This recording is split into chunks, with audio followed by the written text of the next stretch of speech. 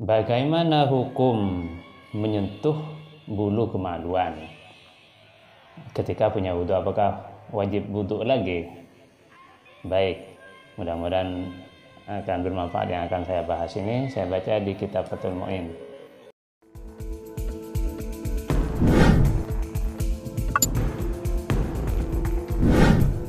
Bismillahirrahmanirrahim. Yundabu al-wudu'u min masyi nahwil anati. Disunatkan berwudu min masyi nahwil anati, sebab menyentuh umpamanya anah. Anah ini adalah mahallus sya'ri, tumbuhnya bulu kemaluan ya. Itu tempat bulu kemaluan, tempat tumbuhnya. Wa batinil alyati, dan bagian dalam pantat, bagian dari yang dekat-dekat dengan lubang dubur. Wal unsaya ini, dan dua telur pelir telur zakar, buah zakar atau telur pelir. Wa sya'rin nabatah fawqa zakarin, dan bulu yang tumbuh di atas zakar, bulu-bulunya. Ini sunat berwudu lagi. Wa asli fakhdin, dan pangkal paha, ini sunat. Walam si soghirotin, dan menyentuh anak perempuan yang masih kecil.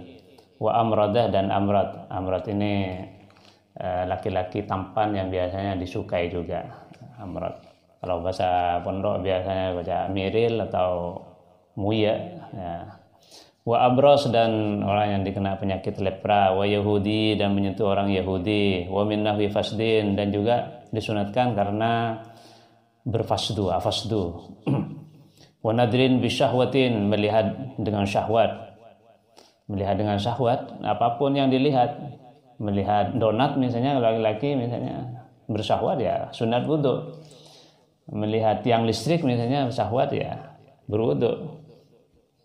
Perempuan melihat terung misalnya ya berwudu kalau bersyahwat. Walau ila mahramin, sekalipun melihat kepada mahramnya sendiri, kepada anaknya, kepada ibunya, kepada saudaranya, saudarinya, kalau bersyahwat maka disunatkan berwudu. Wa talaffudin bi ma'siyatin, dan berkata-kata dengan kemaksiatan. Wa ghadabin, dan marah. Nah, ini juga kalau untuk salah satu obat marah ya berwudu. Karena marah itu minasyaitan, setan itu dari api, dan yang bisa memadamkan api air. Maka berwudu bisa menenangkan saraf-saraf sehingga lebih tenang.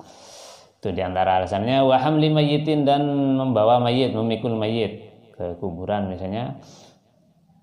Wa masyihi, dan menyentuh mayit. Wa qasi dhufrin, dan memotong kuku.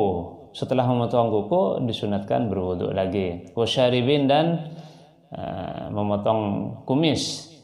Wa halqi ra'sihi, bercukur. Setelah bercukur dianjurkan berwudu.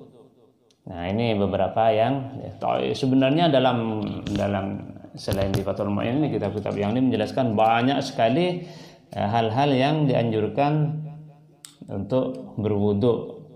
Jadi di sini al-umur allati yustahabbul wudu, di syarahnya Fathul Mu'in, i'lam annal umur allati yustahabbul wudu, perkara-perkara yang kemudian menyebabkan disunatkan wudu, laha katsiratun, banyak sekali, tablughu 80 wa 70, bisa mencapai 78 ya. Kalau dirinci lagi bisa lebih.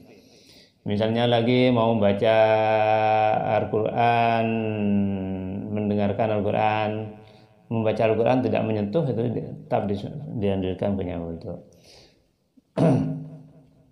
Mendengarkan bacaannya, belajar ilmu, bahkan mungkin mau mendengarkan ceramah di YouTube yang bagus, dianjurkan punya wudu.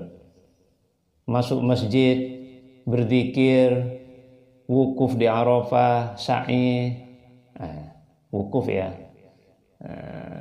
Mau berkunjung ke ziaratu khairil alamin Nabi Muhammad, berziarah ke makamnya Nabi Muhammad misalnya. Termasuk sebagian ulama mengatakan ziarah ke kubur juga disunatkan.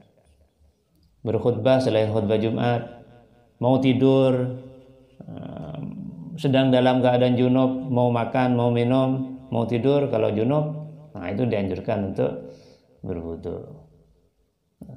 Menyentuh menyentuh amrod yang tadi itu dan lain-lainnya banyak.